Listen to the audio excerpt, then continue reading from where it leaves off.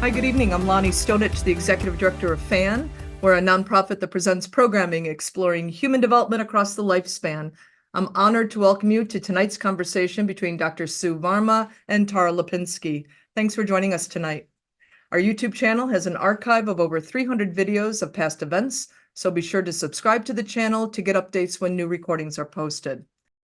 And now for some introductions. Sue Varma is a distinguished psychiatrist and cognitive behavioral therapist based in New York City. Dr. Varma served as the pioneering medical director and psychiatrist for the esteemed 9/11 mental health program at NYU. Alongside her clinical work, she holds the position of clinical assistant professor of psychiatry at NYU Langone Health. Her accomplishments have been recognized by the American Psychiatric Association, where she was honored as a distinguished fellow, the highest honor bestowed upon its members. Dr. Varma has garnered national acclaim as a sought-after medical commentator. She can frequently be seen discussing breaking news on the morning shows, including the Today Show, CBS Mornings, and Good Morning America, as well as primetime specials and news documentaries. Tara Lipinski, an Olympic gold medalist, is a figure skating analyst for NBC Sports Group, working on its coverage of the U.S. Figure Skating Championships, World Championships, the ISU Grand Prix Series, and NBC's Olympics coverage of the Winter Games. At age 14, Tara was the youngest person to win the U.S. and World Championships, and when she captured a gold medal at the Nagano Olympics in 1998, at the age of 15, she was the youngest individual gold medalist in the history of the Olympic Winter Games. That must have been an experience. Tara is the host of the podcast Tara Lipinski Unexpecting, which takes listeners through her tumultuous 5-year quest to become a mother. In October of 23, Tara and her husband welcomed their first child, a daughter, via surrogacy. And now let's welcome Dr. Sue Varma and Tara Lipinski. Hi. Thank you so much, Lonnie. Hi, so good to see you, Tara. Thank you. Thank you so much to Fan, to Lonnie, Tara. Thank you for being here. Oh, I'm so excited to be here. I feel like this is going to be so fun. I feel like we should give everyone I'm so a excited. little background that we met probably 5 years ago and became fast friends. And I just have kept in touch with you. I lived in New York for a while and now I'm fully in LA. So we don't get to see each other as much, but this was the perfect event for us to do together. And I saw you about a month ago, which was really nice.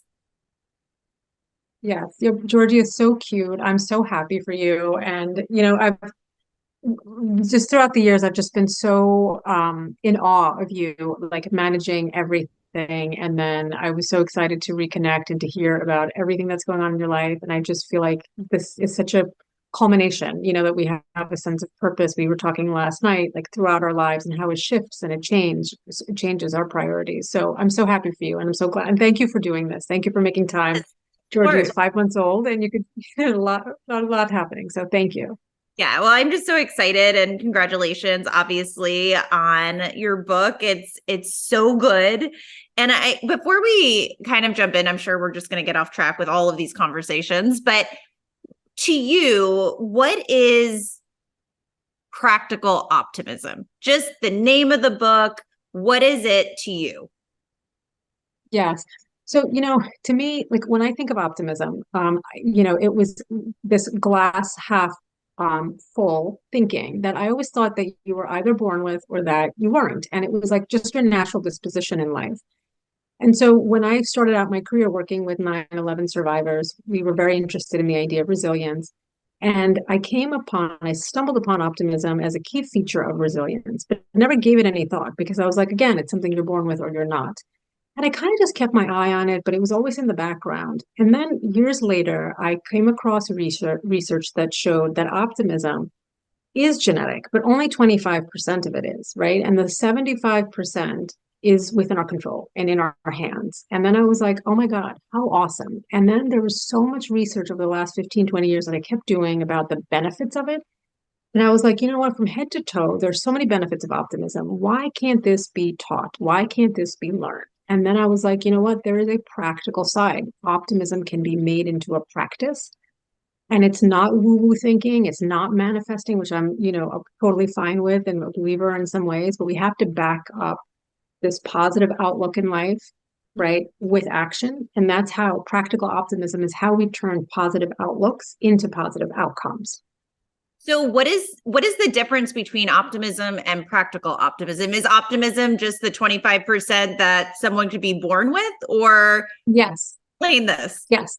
Yeah. So optimism is like natural tendency. Like, so what was very interesting, like there are a lot of studies that show that like the optimistic brain, like some of us are naturally tuned to envision that amongst any number of outcomes, the optimist will say, okay, I see a bad situation happening. I see an uncertain situation happening. And I'm going to just project that it's going to work itself out. The pessimist, on the other hand, will project all sorts of negative things that's not going to work out. And we call it actually the 3 Ps of pessimism.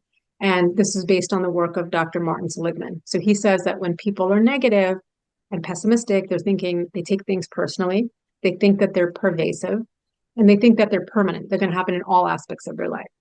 Versus the optimist who's like, it'll work itself out. But the practical optimism is not just like toxic positivity, because toxic positivity is like total, like rah rah, burying your head in the sand, what they call ostrich effect, More questions right? Where about like that everything too. will work. Yes, yeah, yeah. And like everything will work itself out. And the practical is like, all right, I'm going to take a little bit of both. Because believe it or not, Tara, pessimists are actually more realistic in their thinking. Like they can accurately assess a situation, but then they get mired in negativity and then they just become paralyzed. So that's the 4th P that I've added. Versus the practical optimist is like, I'm going to take a little bit of the pessimism. I'm going to take reality, get a reality check. I'm going to take the positive outlook, and I'm going to combine it, and I'm going to be actionable about what I. So it's the actionable arm. Optimism is just the way you think, but practical optimism is the doing. So is pessimism something you're born with, or is that something Yes. over time and through your environment and experiences you learn? Yeah, it's such a great question. You know that there are multiple components. Some of us are going to be hardwired, right? Like just genetically we're born. Then when you look into your family environment, where like if your parents were very pessimistic, if you experienced trauma, if you had losses early in life, abuse, neglect, alcoholism, untreated mental illness in the parent. So all of these things, if you had rejection, grief, loss that was never like dealt with, all of these things can skew you towards pessimism, right? And so practical optimism is like, you know what? We don't care what your starting point is. If you're naturally born an optimist, you can still benefit from this. It's like a little bit of a booster. And then also, Tara, sometimes some of us are pessimistic in certain aspects of our life, then we may be optimistic in others. Like you're like, oh, I feel good to go in my job, but it's my love life, or vice versa, Right. or the personal health, right? So it could be one or the other. It's funny you say that. I feel like when I think about myself, that, just hearing you talk, I wonder about my own disposition, or, how do I fare in the optimism scale naturally? And it is interesting to think of what you're born with and then how you practice it, or the experiences in your life that help cultivate optimism. And I wonder, just thinking Yes. about my career as an athlete and a figure skater, and just being an athlete at such a young age, mentalization in so many forms is such a huge part of it. And it's trying to, not only work your body, but also work your mind to work for you in the best way possible. And I do Yes. think, just thinking about it, we are always taught, you fall down, you get up. And it's a practice that you continue to do throughout your career, where I wonder if it does, I don't know if you know me well enough. I don't know if I'd say I'm, just like the craziest optimist, because I do feel like when you were talking about pessimism or realism, I do think that I'm always a little bit of a worry wart. I'm always sort of thinking about what could go wrong or what really would go wrong. So it's never like I'm blindly walking in to an event, or I'm sometimes overthinking, which I would say is probably more pessimistic. But then on the other hand, there is a very optimistic side to my personality that I've realized. Yes. And it's just interesting that, Yes. go on.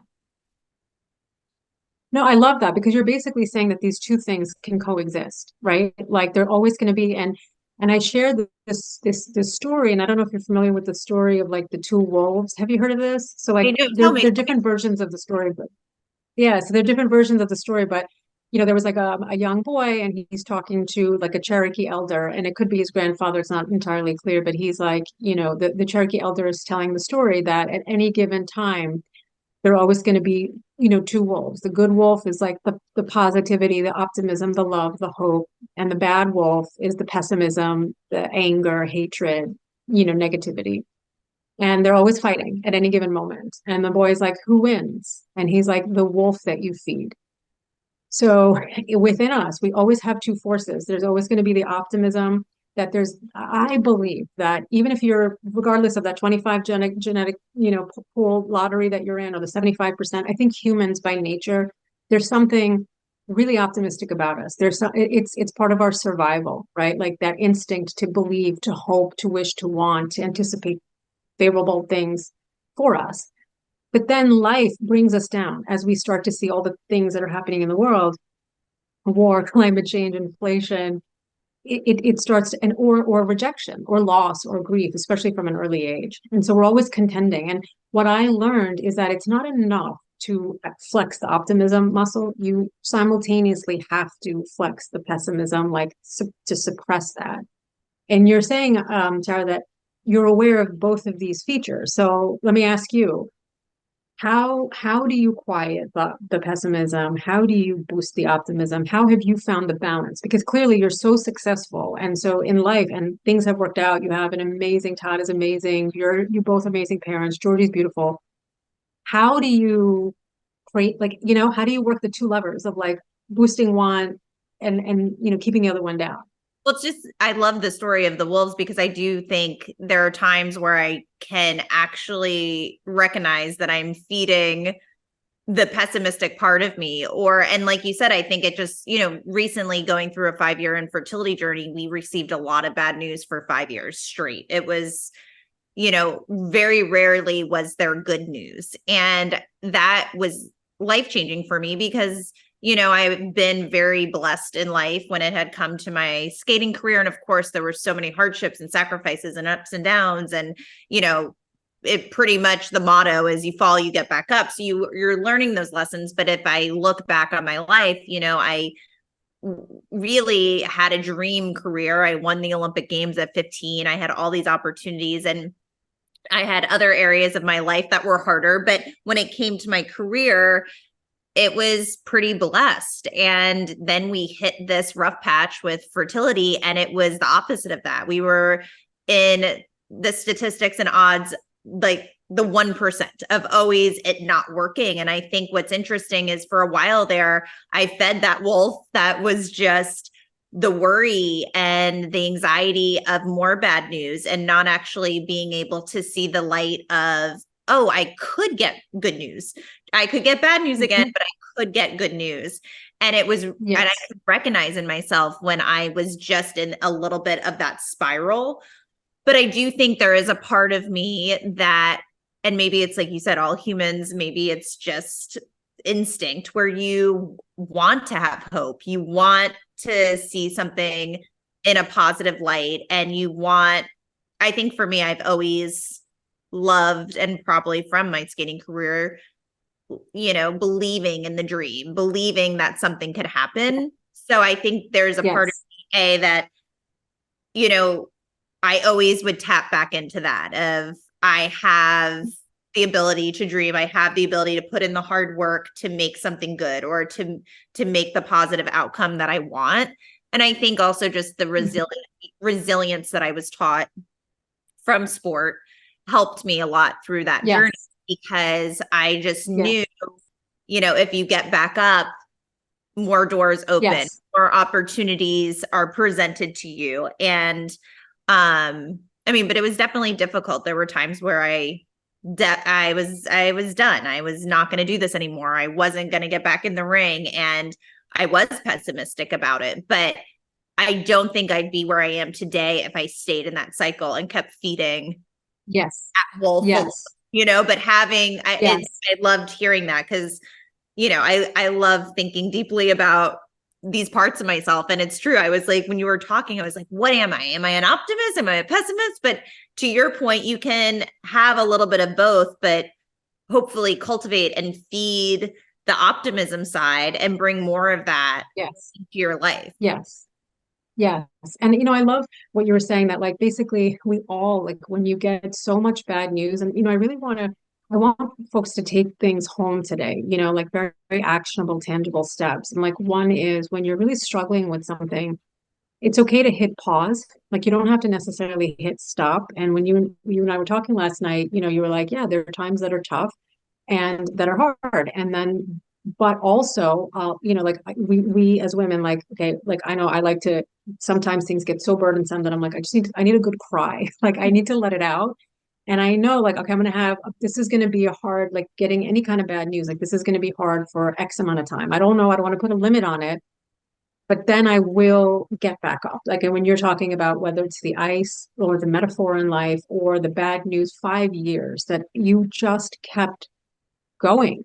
And so it's not as if you didn't experience hardship. And I think that's something really important for people to recognize is that optimists and pessimists, if we are going to put them into two categories, because some people will very clearly say, oh no, I am this, I am that they experience, very interesting, the same number of difficult life events. It's not as if optimists get to leave And a this free world pass. or life.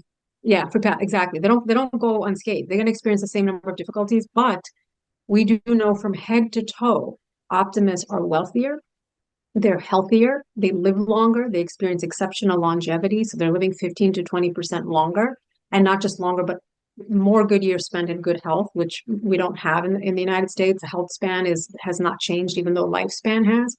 And then they have less cardiac problems. They have less strokes. They die, they don't die as young, and they're more productive at work, like 5 or 6 times more work engaged, 5 or 6 times less work burnout, and they have longer and stronger friendships. So it's like, oh my God, it's like this wellspring, this like fountain of youth, fountain of health. That's how I look at optimism.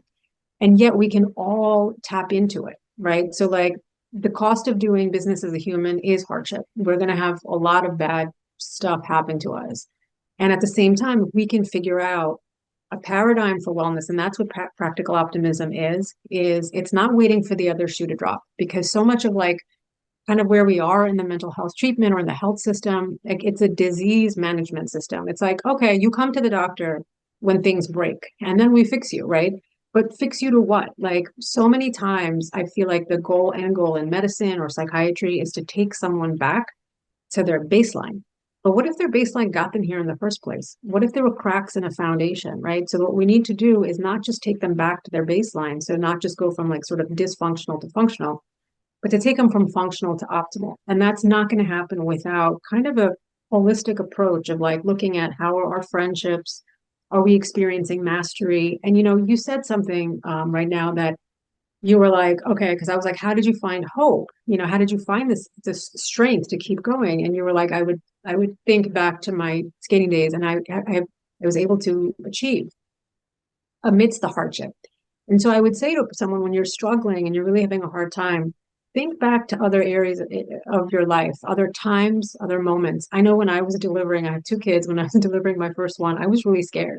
I was like, when I heard in New York City, like the rates of all these complications, they're this and they're that. And all you get scared, and I remember talking to someone, she was a doula and she was a birth doula, and she was just like, think back to hardship in your life. Sue, how did you get to where you are? And so we talked, and she wanted to know a little bit about me, and I shared my struggles and my story. And she's like, you were able to overcome 1, 2, 3, whatever.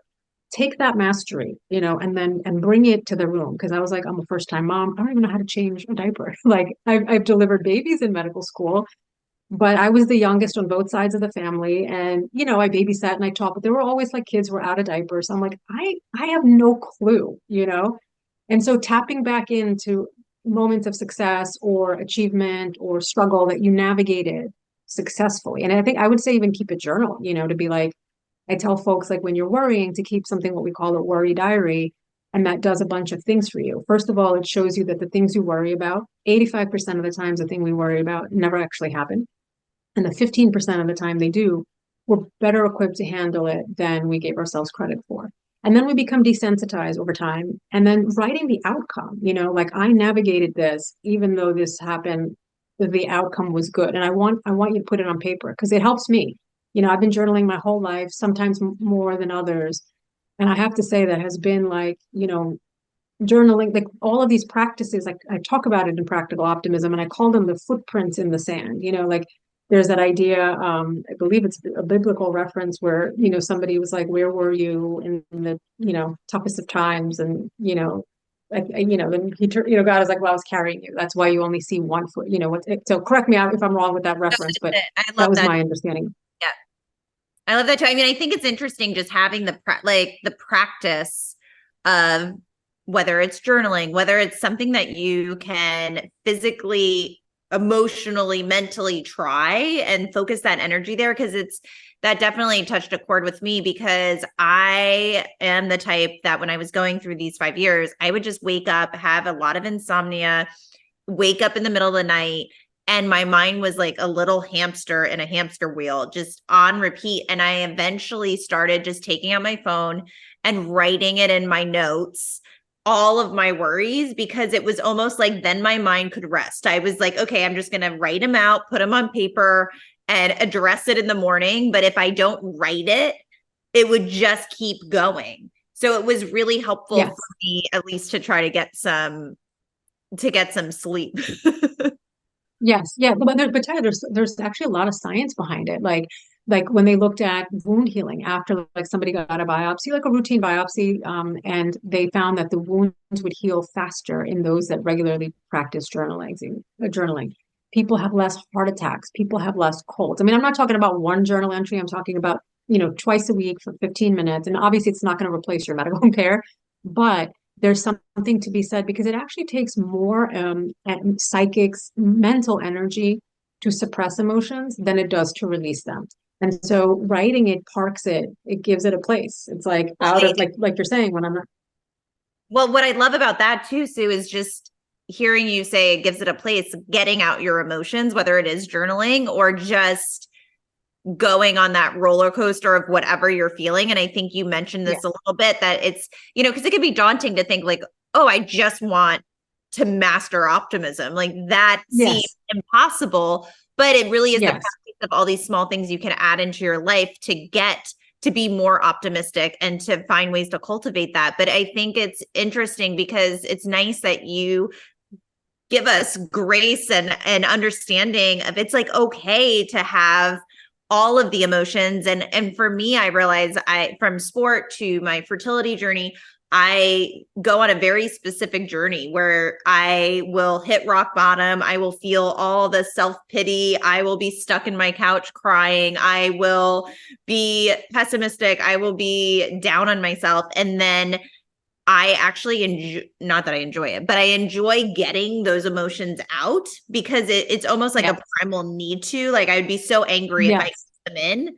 And then what's funny is I've noticed in the cycle, it took me a while. I wish I had consciously noticed it earlier, but I go through a miscarriage and it'd be like 2 weeks that I just feel this way. And then I would notice, oh, wow, after every miscarriage, it'd be 2 weeks, I'd feel this way. And then I feel that little seedling of hope or just the want to get up and not be pessimistic anymore or be sad anymore and to try to find a solution or to try to get back into the game. And it's just interesting how there's probably cycles that it's okay for all of us to go through. Absolutely. And everyone's timeline is going to be different, and if somebody's like, it doesn't take me, 2 weeks, it takes me 3 weeks, or it takes me a month, whatever it might be. But the point is, you have that self-awareness to recognize, and you've noticed now that there's a pattern to be able to say that this tends to be how long it'll take. I mean, every situation is different. Like this is, there's complicated emotions. It's your body that's healing, right? It's a loss. Like sometimes that some of our losses, there's no words, right? Because you're just like, how do I even process, something like this? And all of that is okay. I think that the key is the intentionality. One of the 8 pillars of practical optimism is processing your emotions. And, I come up with I mean, there's so many ways to process emotions, but, I shared with you that there's like this quick tip that I like. It's called name it, claim it, tame it, and reframe it. So when someone is going through some sort of loss or hardship or whatever, it could be as something simple as like your boss is like, no, you're not getting promoted this cycle. I mean, I work with patients, and every day, every time I'm having a session with them, there's some trigger of the week, and, I'll give you an example. If someone's like, I not only did I not get the promotion, I got like a 10% salary cut. And I would say fill in the blank. I mean, fill it in with anything that is hard or challenging or bothersome. And so name the antecedent, because so many of the times things are bothering us and they've been festering all day, and it's multiple layers upon layers of stress, financial stress, family stress. We don't even know. We can't even identify the actual antecedent. And we know studies have shown that when people get really granular and we're like, oh, this happened with this person, that triggered this emotion, knowing the situation that triggered it, knowing the feeling. So I always ask people like, all right, what's the situation? What's the trigger? Okay, so that's the naming. And then the claiming. What are the feelings and where are you feeling them in your body? Do you have a tendency in this situation or otherwise holding your tension in your jaw? Are you feeling it in your shoulders? Does it come in the form of headaches or insomnia? So the naming it, what caused it, claiming it, where in the body, taming it. And this could be the journaling. This could be a 1 minute meditation. For me, what I find super therapeutic, and there's so much science behind this now, the benefits of walking, the walk around the block. And it requires optic flow, where like you have to look left and right to make sure you're not getting run over by a car, or just to make sure you don't fall. And that process is behind what they found beneficial in EMDR therapy, like getting over or like how to deal with trauma. And that the optic flow was one of the premises of it. So the taming can be in any form that's soothing. I also like to do what's called the progressive muscle relaxation. So you're kind of like tensing and releasing muscle group by muscle group, tensing and releasing, starting with the fists, and then it could be your shoulders, just your whole body. And then the reframing. This is kind of where I put, like, if I was going to put all my money in one of the 4 steps, it would be on reframing, because this is the ultimate, what we call cognitive restructuring. When a person is dealing with a traumatic experience, whether it's one, whether it's many, being able to create some space and distance from the negative situation and asking yourself key questions. One of them is, what would you tell a friend? Because we're often more grace, we give more grace to people to others than we do to ourselves. You would ask yourself, how are you going to feel about this 2 weeks from now, a month from now, a year, 5 years from now? And sometimes it's hard to find the silver lining, but you can ask yourself, was there anything that I learned from this? How is this going to add to my growth? And when I was working with survivors of 9/11, like, that would be a really stupid question to ask, like, horrible, like, is there anything positive? No, there's nothing positive. Like, there was great devastation, there was great tragedy.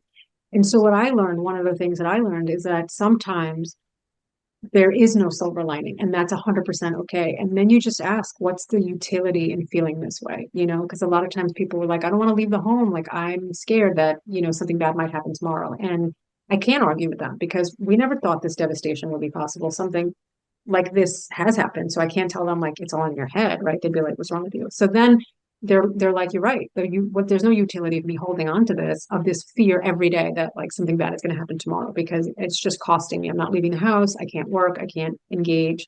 So that's the reframing, the shift, if there is one. So name it, claim it, tame it, and reframe it. That's the processing pillar, which is one of the.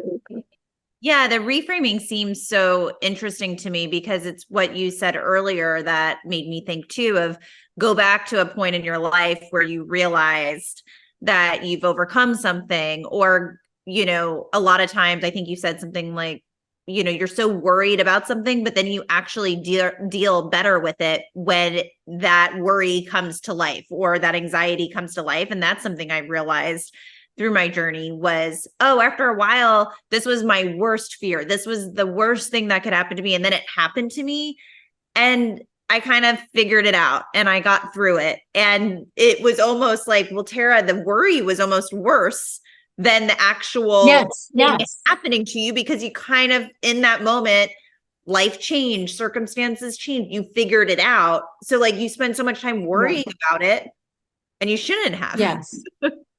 Yes, it's so interesting that you say that, Tara, because like there's so many different cultures have different ways of putting it. But in the Eastern wisdom, the Buddhists would call it like the double arrow, where the first arrow is the negative thing that happened, and then the double arrow, the second one, is the result of it, how you're internalizing it, how you're taking it personally, like the worry, And then I think it was Mark Twain, don't quote me, who said when we worry, we suffer twice, so it's like the bad thing that's happened and then the spin, and there's another Eastern saying, which is like, pain is inevitable and suffering is optional. And so that's very interesting to me, is like it's always this spin. And so, cognitive behavioral therapy comes from sort of ancient Greek wisdom and Stoicism, but then you have mindfulness-based CBT, then you sort of have Eastern. So it's kind of like East meets West. And it's so fascinating because in this book, I talk about ancient Hindu philosophy, ancient Buddhist philosophy, ancient Greek, and neuroscience and like Western psychology. And one of my favorite books that somebody gave me as a gift, and I still have it by my nightstand, is this book called by John Kabat-Zinn, Wherever You Go, There You Are. And he was sort of one of the pioneers of this, mindfulness-based stress reduction. But it really is this idea of acceptance, which is accepting reality. And then once you accept where you are, then you can create a path forward. But that suffering of the spin, the negative, like 100%, because I experience worry too. And in fact, so much of what I learned from about cognitive behavioral therapy was my own experience, like being on both sides of the couch. And I feel like I've learned now, like, it's not that I won't experience pessimism or I won't experience negativity. I will, but I won't dwell in pessimism. I dwell in possibility. And that's to me the essence of practical optimism. Which is so beautiful because you really, I think, you go through hardships, and if you can then recognize that, you can gain strength in realizing, wow, I'm actually capable and able to go through hard things. And then, like you said, you Yes. save yourself a little bit of the suffering. You have that Yes. option. You have that option to at least Yes. control that part of it. Yes. Something that somebody said to me the other day, it was actually my dad, and I talk a lot about him in the book because he was sort of my first role model in practical optimism. And I talk about how he's had, he came from very humble beginnings and his life was not easy, but how he sort of established himself and was like a missionary and a pioneer in his field of child psychiatry and child mental health, not only in India, but in the United States. And one thing that he always taught me, two things that, he would say. One is when I was struggling with something, my parents would say to me is this a problem to be solved or a truth to be accepted? And that would really hit home because so much of like the way that I was raised in the United States was like, rah, rah, rah, right? Go, go, go. You can achieve anything. And sometimes we have to accept that, like, despite, our best Yes. intentions, if something isn't going to happen for you at that moment, not that it's never going to happen, right? Because I'm thinking of this, what you're sharing about your experience with the fertility, like, it's not that it's never going to happen, but it's not happening right now, right? And like the tendency for us to beat ourselves up can be so great.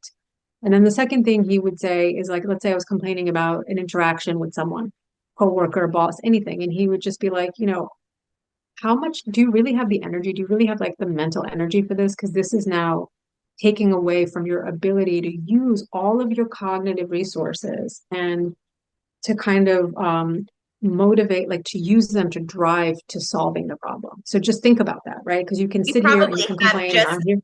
a certain amount of energy as like a human being, Yes, and you're wasting it. I always yes, think of this. I should ask you if this is true. So since I was a kid, when I was a kid, I mean, I travel so much now, so I'm on a plane all the time and I don't even notice I'm flying. But when I was a kid, I didn't like turbulence and hated to fly. But I still notice in my adult life that if I am over like worked, stressed, whatever it is, and I get on a plane and there's turbulence, if I'm overtired and just had a rough week, I'm like jittery and nervous and worried. And if I'm refreshed and energetic and have energy and there's turbulence, I'm like, I'll be fine. Like I have a good outlook. I'm like, it's yes, fine. yes. So That's is awesome. it a real That thing? reminds me of, no, 100%. Yeah. Like when it's kind of like I know I wanted to write, like 10 years ago, I started writing a book proposal and it was called How to Boost Your Emotional Immune System. I never ended up writing that book. But I think of what you're saying as an immune system, right? When you're tired, right? It's kind of like your emotional immune system is low, right? And what happens when your physical immune system is low? Like you're more like susceptible to colds and infections. The Yeah. same way when you're tired, any little thing can be triggering. And you know what happens is we become on edge and almost hyper vigilant, not paranoid in the medical or clinical sense, but just on edge and suspicious. And it's evolutionary mechanism that sort of like look out, protect yourself. You Yeah, like you're have a little limited tired, you're not at resources. full capacity. Yes, yeah. So be aware. Be aware of your surroundings. And then sometimes that can become a little bit, much. But that's where I feel like sleep, I always say like not only is sleep a cornerstone for good mental health or in general like stress management, stress regulation, but sleep is also a window into a person's mental health because people will say things like, I'm not anxious, I'm not stressed. What are you talking about? And then I'm like, how do you sleep? And they're like, oh, actually, when the head hits the pillow, that's when all these things come to my mind. So anyway, you were talking about the idea of sleep and like hypervigilance. And also, Tara, you're making me think of something that context is so important. Like something I remember learning in cognitive behavioral therapy is, okay, if I give you an example, think of 7-year-old Tara, she's home alone. Okay, let's say the parents are like, well, we're just going around to pick up milk and you'll be fine. I'm just thinking about back in the growing up in the, 80s and 90s, parents were like, you'll be fine. You'll Okay. be fine. So you'll be fine, right? You're home for like, I don't know, maybe 10 minutes, right? But and I ask you, there's a curtain, right? And there's a shadowy curtain and you see an image behind it and it's like a dark shadow. And I ask you, are you afraid? Right? And I haven't told you what time of day we are, right? So how do you think you respond? Okay, there's a shadow behind a curtain, you're home by yourself, and you're like 7, 8, 9 years old, right? What is your response to seeing this dark figure? What's your impression? Like no one's home, you're by yourself. What are you Well, thinking? Where's what's your so mind going? yeah, well, where my mind went with that is so interesting because, like, when you said it, I'm like, oh, it's late at night and it's dark and there's a hallway, so it is a scary. I'm afraid of the shadow. Yes, yes. And then if I say to you, okay, it's 9 p.m. versus 9 a.m., how does that how does that change for you in that case? 9 a.m. changes everything. I'm sort of like Yeah, 9 a.m. is okay, like it's not so scary. yeah, yeah. So it's like the context, right? Like the same thing, a shadow behind a curtain and you're home alone, 9 p.m. versus 9 a.m. So, just thinking, and I always say I joke, I'm like, nothing good happens after 9 p.m. because like I tell couples, like when I work with couples who are fighting, I was like, don't do it, like 9 p.m. because we're tired. We're Yeah. going to say things to one another that we're going to regret, and this whole question that people always say, like, should you go to bed angry? And I think it's okay, because if you're going to say something foolish, it's better Better to to zip not. it and go to bed. Yeah, and go to bed. And then when we wake up and we're refreshed, the same things. Like I know with my husband, like if I'm tired or hangry, right? Like we joke, I joke that my father-in-law, English is not his first language. I swear he coined the term because when my son, when he was little, like I remember I would came home and he's like, oh, the baby is hangry. And I always thought he meant angry. And I was like, man, my baby's very angry with my father-in-law. And then later on, I learned that he meant hungry. But then I was like, wait, did you invent the term hungry and angry? Like hangry? Like it was so cute. That's But amazing. yeah. I mean, I was like, is he hungry? Is he angry? it's so true though, because even when you say about couples going to bed angry, I think about it sometimes, especially now we've been married or together 8 years. So I've learned a lot. But at the beginning, you get fired up about something. You're like, I want to talk about it. And I have all these emotions and all these feelings. And then I started to realize, oh, like when you go to bed and you wake up in the morning, you're like, oh, it doesn't matter. Like, let's just have Yeah. breakfast, like relax. Yes. Yes. Yeah. So it's the same situation and the context, but that's why it's so important for us to like manage and regulate our emotions. It's like a cleaning system of a machine that you might have, right? Like that you're like that regularly needs repair and warranty. And I really want people to sort of just think of like health, like in my mind, there's no health without mental health, and I feel like anything that you want to achieve in life, any success, I feel like there's too much emphasis on external success and measure and money and looks and fame and whatever it is. And I feel like sad because I feel like we're drifting away from our true nature, which is to be connected to one another, to love, to respect, right? To be in community with other people. And so yeah, like relationships are everything. They're a pillar in this. And I talk about wives and husbands and partners and heterosexual, homosexual, and I talk about all of that relationships about um one piece, not only not going to bed mad, but also this idea of active listening. And studies show that people who have active listeners in their life live on average 4 years longer. So it is important that our partners hear us, maybe not at 9 9 10 11 p.m., but that next morning at breakfast when we're rational, and when we're logical and when And we you can want to be heard bring and understood and seen and all of that. That's yes. crazy. 4 years. Yes, to live longer, and they have less cognitive decline, so it's so important. Like, we're living in a loneliness epidemic, and it's throughout the generation. So like every kind of generation, like whether it's Gen Z to the greatest generation, like everyone is experiencing it for different reasons. But we're not having authentic conversations. Everyone's sort of like living the highlight reel, or like putting the mask on. Of course, I'm doing fine. And we're not giving space for other people. There's a saying, compassionate listening is giving the other person sort of the space and the permission to empty what's in their heart. Yeah, And I just found that Thich that's Nhat beautiful. Hanh, it's beautiful, right? Like it's like a holding space, and just for someone to listen. Like I feel like they don't have to give you good advice. They don't have to give you any advice at all. But just the time and attention to it says, I'm here for you. I value you. You're important. You matter to me. And that's actually our basic human need, like mattering and belonging, along with autonomy and competence. Like these are basic human needs, but mattering is huge. Mattering is a really like feeling like I matter to you. So I feel like it's important that we all create environments for people that we love, that are around us. It's almost like a civic duty that we have to one another to make the other person feel like they matter, that their existence matters. That's beautiful. I also want to ask, you mentioned pillar in the book, there's 8 pillars that you dive into. Can you briefly tell me the 8? And then are there Yeah. any that we want to Yeah. highlight?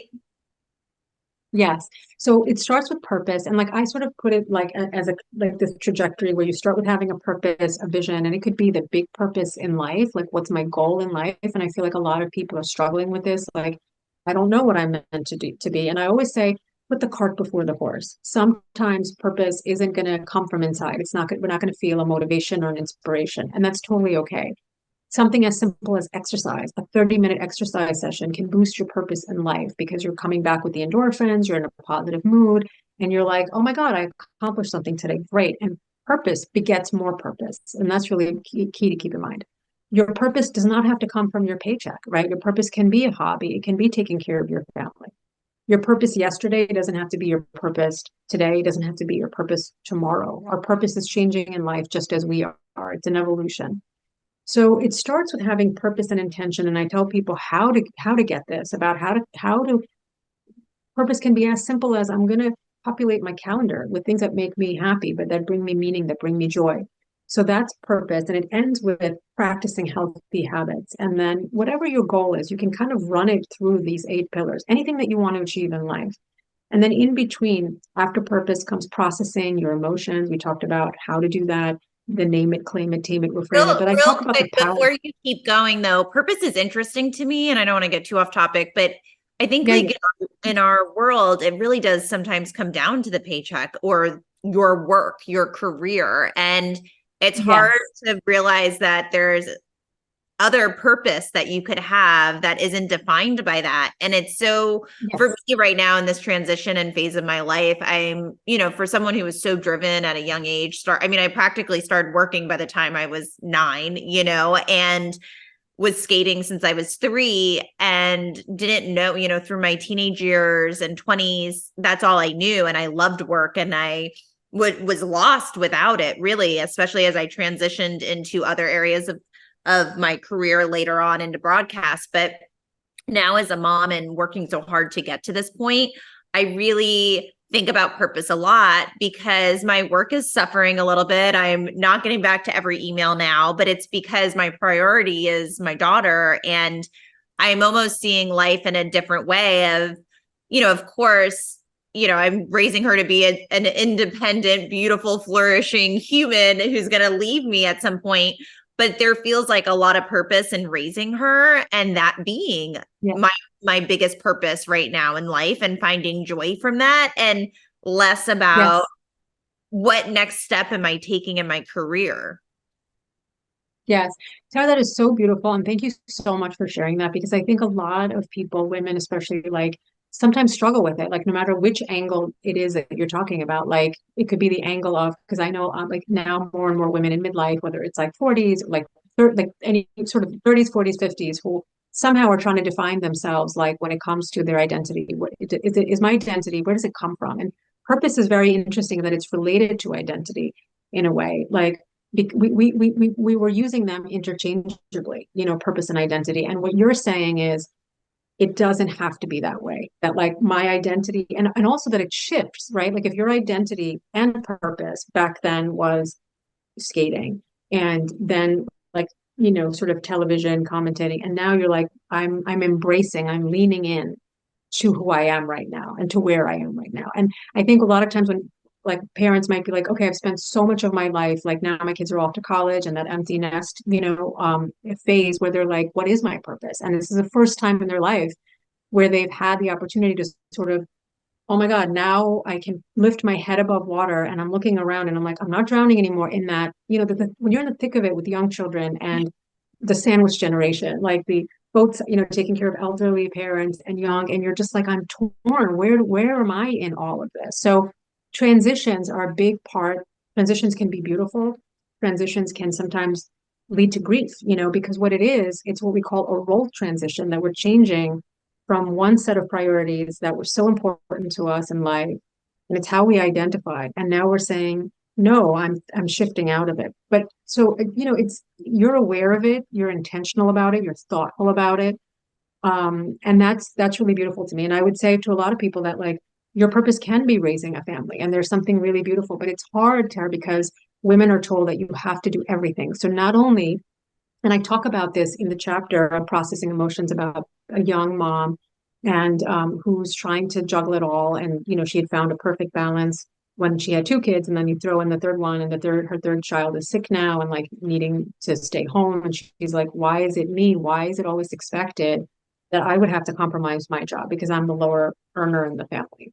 And so it's a lot that women are expected to not only be raising a family, but it's like, oh, but you not need to be an entrepreneur and a mompreneur and a hustler, like inside. So it's a lot. We're getting it from all So many angles.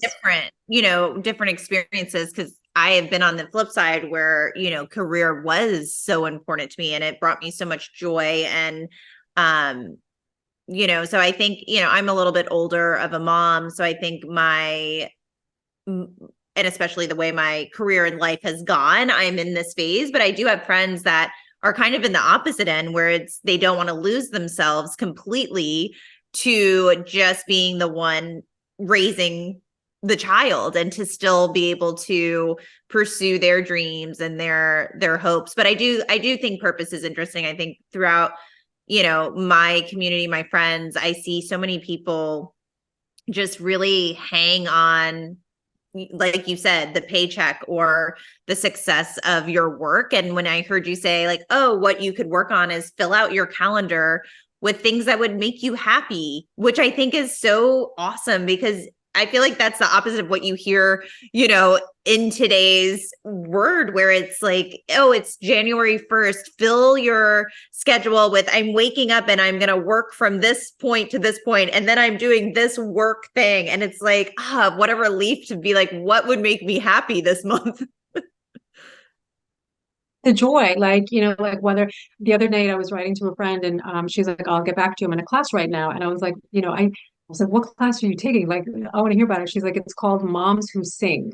And it's exactly what it sounds like. I was like, that's awesome. And I have another friend who's like taking like an adult like dance class, another one who's doing knitting, another one who's doing mahjong. And I'm like, good for you, right? Yeah. Like, good for you. Like they all have their jobs, they have their families, but like, even if it's just once a week that they get to kick back, like life is hard, right? It's hard enough. And to be able to play, I think like the idea of leisure and play is so important as adults, and we lose it. And especially I feel like in this generation of parents who are like trying to raise and who are tasked with not only raising healthy children, but emotionally adjusted and academically successful. And this generation of parents is spending more time on parenting, I want to say, than really any generation. And they compared this to like the 1960s, that like where parents might have had hobbies or might have had friendships. Like now the nuclear family is expected to, we don't have that village, we don't have the community. And there's so much pressure on parents. And then the pressure then goes from the parents to the children, who are getting it from every angle. They're like, I'm supposed to be a 3-season athlete. On top of that, like the teachers are expecting, the parents are expecting. I don't spend as much time with friends. We know that social media, like, and digital, like most children are plugged in all day long to technology.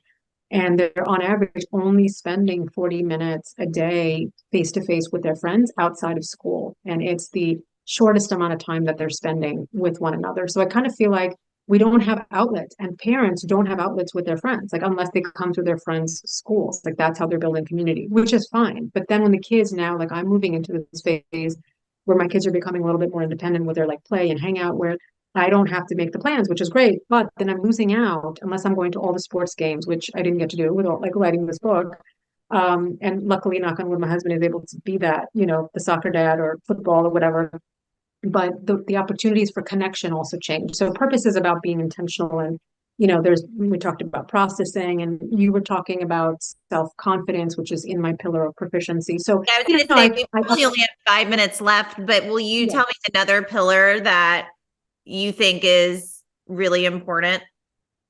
Yeah, I think the pillar on people is very important. And that was my favorite chapter to write. I could have easily written a whole book on it about meaningful engagement and how to do that. And it can be 5 minutes, you put your phone down, and it's, whether it's face to face, whether it's Zoom, but it's like connecting with someone on a very deep and authentic level, but also peppering that and contrasting that with micro connections. So those small but meaningful social snacking, bite-sized connection of the barista, the dog walker, a friend that you 5 minutes, like there was this great New York Times article about the eight minute catch up. And it's Jancy Dunn, the New York Times wall writer, was like, she interviewed me about practical optimism, but last year, as part of her well challenge, it was an 8 minute phone call to a friend. And I'm like, I love that idea. So just being very intentional about carving out time for other people, and then also carving out time for yourself. I call these oasis moments where you just spend 5 minutes, you shut the world out. Maybe it's a cute little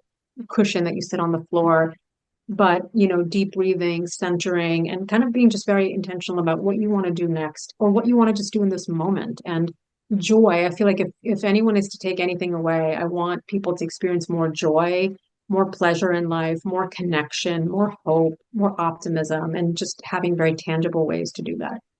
Well, what I love about this book is it gives you a way to practice optimism, where I think so many people, at least I was under that impression, was, oh, you're either an optimist or you're a pessimist, and there's no way around it. And then just to have your mind open to the fact that there are ways to bring more optimism into your life. It's not some set personality trait that you're stuck with. Yes, absolutely. And like no matter where you fall, and I give a quiz to folks in the beginning of the book that like you can take an assessment of like where do you fall on it, and what are areas of life that you want to improve on. So the beauty is that there's far more within our control, whatever it is, whether it's relationships, whether it's work productivity, whether it's health goals. And in it I share the 4 M's of mental health, which are movement, mastery, just being in a flow state, working on something, that a hobby, a skill. You don't have to be a master to experience it. Mindfulness and movement, mastery, mindfulness, and meaningful engagement. So that's in the pillar of practicing healthy habits. And I hope that people have a chance to read and really engage. And I would love to hear what they think about the book, and if they have a chance to even leave a review. But I'm so grateful that you had the opportunity. I know you're so much going on. So I always love talking to you. Me and you could talk for hours. Yeah, we I can feel talk like for about hours any number about of things. everything and anything, but yes, no, I'm lucky to know you, and I'm just so happy that you made this book because I think it will help so many people. Thank you. Thank you so much, Sarah. Thank you. And I feel lucky to know you. So right back at you. Tara, thanks for a very insightful and lively interview with Sue. I'm glad that you brought so much of your own personal story to it as well. I think it really helps people get multiple perspectives on the book and on Sue's content. Sue, thank you so much for coming and doing a fan event with us. We've been posting in chat some commercials about all kinds of things, but in particular, I want to note After Hours will be starting at 8:05 Central, which is in about 10 minutes from now. So this webinar will end in about 5 minutes. We're going to give both Sue and Tara a 5-minute break. Tara may not be able to linger too long at After Hours, but she's going to put in an appearance at a minimum. But come and ask questions of Sue. There's been some pretty interesting questions in chat, so I'm going to pose one to you. After Hours is accessed by buying a copy of Sue's book from our partner bookseller. The link is in chat. Buy it, and then when you get your receipt from the bookseller, in there is a link to register for After Hours. Come hang out. As you can see, Sue has tremendous amounts of information and experience and knowledge to share. So I'm going to pivot to a question that Jerry has posted in the Q&A segment. He says, and I think it's pretty interesting, how much influence do others have on our ability to practice practical optimism? How might someone who is more of a pessimist, maybe a close friend, a spouse, a boss, undermine our efforts to put into place these terrific ideas? Any advice on how to manage this type of relationship? Yes, it's so interesting because, sometimes even the people that are well-wishers in our life, because of their own anxiety, they may project it onto us unintentionally. They may say, like, I know you want to do this, but have you been realistic? Have you thought about all the downsides? And there's this joke that sometimes when we have big ideas, maybe we just put our head down and like we do it. And I'm not saying that we don't share our big ideas with other people, but be thoughtful and intentional about who you're having those conversations with. And if an idea is sort of half baked in your mind and you're like, I really want to explore this with someone who's going to give me the space and kind of encourage me, push me forward rather than, undermine or belittle or think of all the negatives. But here's where I see pessimism can be helpful within reason. And again, if this is a case by case basis, but what I have found is that for me, when I have an idea and I may, sort of workshop it or get focus groups, if you will, 2 or 3 different people. And then when I sort of have an idea, I like to think of the worst case scenarios. So I may then decide to talk to someone who's a pessimist, right? And see, like, this person poke holes in my idea. And then for me, I use that for problem solving and troubleshooting, right? So if you can think about who's the right person to have this conversation with, why am I sharing it, right? And then are they truly a well-wisher? Because if they're not a well-wisher, that could also be the reason why you're getting some of this pessimism. So just be thoughtful and careful about who you're talking to. And then in terms of undermining practical optimism, give them a copy of the book and say, let's get on this journey together. Because it really is a practice. It's not something that you just do. It's something that you have to come back to, just like you have a yoga practice or learning a skill, a hobby, a sport, a language. You have to just keep at it. I keep at it. This is my specialty. And yet every day I practice it. And some days it's a 5-minute practice, other days it's longer. Mm-hmm. I think we have time. We're at 7:58. We have time for one quick little, it's actually a very practical question that Lisa asked about the journaling. She says, when journaling 2 times a week, is there a prompt that is best to answer? And should the worry journal be a separate journal?